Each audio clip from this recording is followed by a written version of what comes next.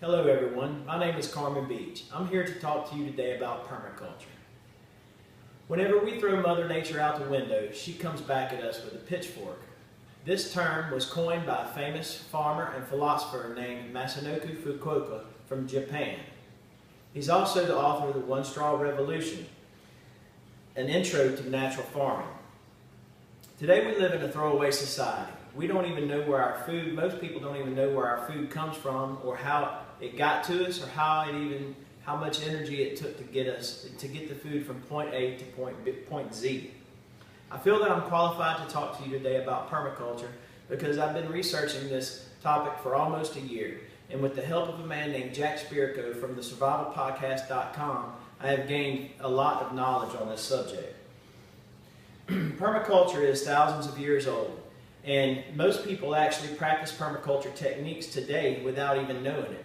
Permaculture embraces the idea of using your environment to benefit you and actually the vegetables and the plants that you have in your environment. I'm going to explain to you today about what permaculture is, the benefits of permaculture, and the benefits of utilizing permaculture techniques and practices for everyday life. The meaning of permaculture was coined by two men from Australia named Bill Mollison and David Holbrook. Permaculture is the philosophy of utilizing your surroundings to gain their highest potential, from the plants that are in your yard to the plants that are in your garden to everyday practices at work and even in the home. Imagine, if you would, a city park that in most city parks that we have today, there's a jungle gym, some temporary stuff for the kids to play on, small trees and ornamental plants, a little bit of mulch here and there.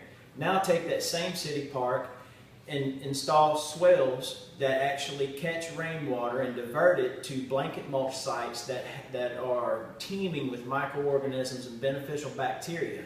And inside those blanket mulch sites, we have vegetables. Those vegetables, in turn, we can take and feed the needy with at local food shelters and food banks. This type of practice is what permaculture actually embraces. I've explained to you what permaculture is, and now I'm going to tell you how to implement it in order to benefit from its principles and its practices. When discussing permaculture, it's important to understand everything that benefits from permaculture practices. There are 12 principles to permaculture. These 12 principles can be found at permacultureprinciples.com. In nature, everything works and feeds off of each other, as I stated before. This simple fact is what permaculture teaches and embraces, as I also said. It's important that what we plant benefits the surroundings of where we plant things. Companion planting is one aspect of permaculture. Another aspect of permaculture is called zone planting. Whenever we plant in zones, the plants that we plant in zone 1 is beneficial to what we plant in zone 2. Zone 2's plants are beneficial to what is planted in zone 3, so forth and so on. Companion planting and zone planting can be found at whenever you search the word permaculture under wikipedia.com. Finally, permaculture principles and techniques, as I stated, benefit everyone. Imagine, if you would, a worm.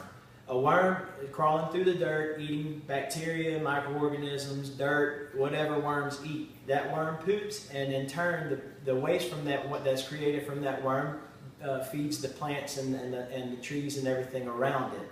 Imagine a bird. The bird does the same thing. It creates waste. That waste falls to the ground, and then bugs eat that waste, and the waste generated from those bugs in turn feeds the plants and the surrounding elements around it. That is what permaculture embraces. If you was to take a seed and haphazardly throw it on the ground, it probably wouldn't stand much of a chance of survival. However, throw that same seed into a blanket mulch site that utilizes swales to catch rainwater, which then hydrates all the plants that are in the blanket mulch sites. Now we have Mother Nature working with humans in a symbiotic relationship to bring to fruition wonderful and very healthy fruit. In conclusion, I want to remind you of what the purpose of permaculture is, which is to basically utilize all of our surroundings around us to help benefit everything else that's around us. I've also explained to you what permaculture is, the benefits of permaculture, and also why utilizing permaculture techniques and principles are beneficial for everyone. The next time that you look at a garden, imagine to yourself whether or not that garden was designed with permaculture techniques. Maybe even consider the next time you walk through a city park, throw a seed ball out. Masanoka Fukuoka has been doing this for years. Throw that seed ball and see what happens. Thank you.